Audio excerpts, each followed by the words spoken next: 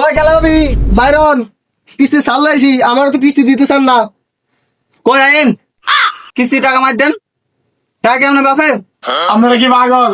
আমার জমি মরে গেছে, আপনারা কিস্তি টাকা লাইছেন। এত কিছু বুঝি না। আমার লোক তো সেদিন ভাই একলা মারিয়ে দিচ্ছেন, আজকে কিস্তি নিয়ে যাবো।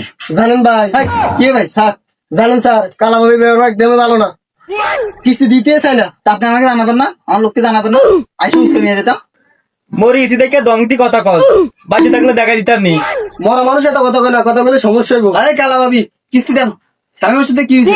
ওই গোলাম সিলেট উস্কা কিস্তি কি আমার নামে না আমার স্বামীর নামে? ওকে ক আজকে আমার ভাইটা মারা গেছে, আপনারা এরকম করেন? এই গোলাম এটা তোর ভাই না, এটা তোর বাপ। ভাই আপনারা কিছু মনে করেন না, বাপ করছে তো খুশি তার তো হয়ে গেছে। কোনো কিছু মানো না, টাকা দিবি না লাস্ট নিয়ে যাবো। হ্যাঁ স্যার আপনি কি বিয়ে বাড়ি দিয়েছেন?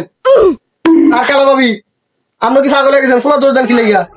আরে মইরাও শান্তি নাই, কানের দাঁড়ে ফেন্ডার ফেন্ডার করে। আরে আমার কথা কয়, মরা মানুষের সাথে কথা বলে বাঁচবেন না।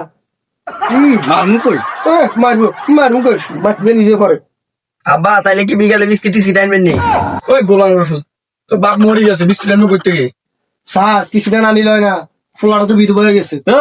খোলা বিধ হবে কি লেগা? খোলা মা বিধ হবে, বুঝবেন নাই নাকি? আর আমার ভাবির কষ্টটা তো বুঝলেন না। এ কি কস? এটা তোর ভাবি না, এটা তোর মা। গোলাম রসুল বাপের মতন হয়েছি, এত কথা বুঝি না। কিস্তি মিস্তি দিতে পারতাম না, কিস্তি ফুলার বাপের নামে, কিস্তি ফুলার বাপের তোর লয়। এই গেল ওঠ, মা ওদের মারবো না। মারা লাগবো না, ওঠ। শালি গেলে এত কিছু করলাম, শালিরা বুঝলো না, এখন উপায়? উপায় নাই, নগদ আছে। রাজবাংলা ব্যাপারটাও আছে।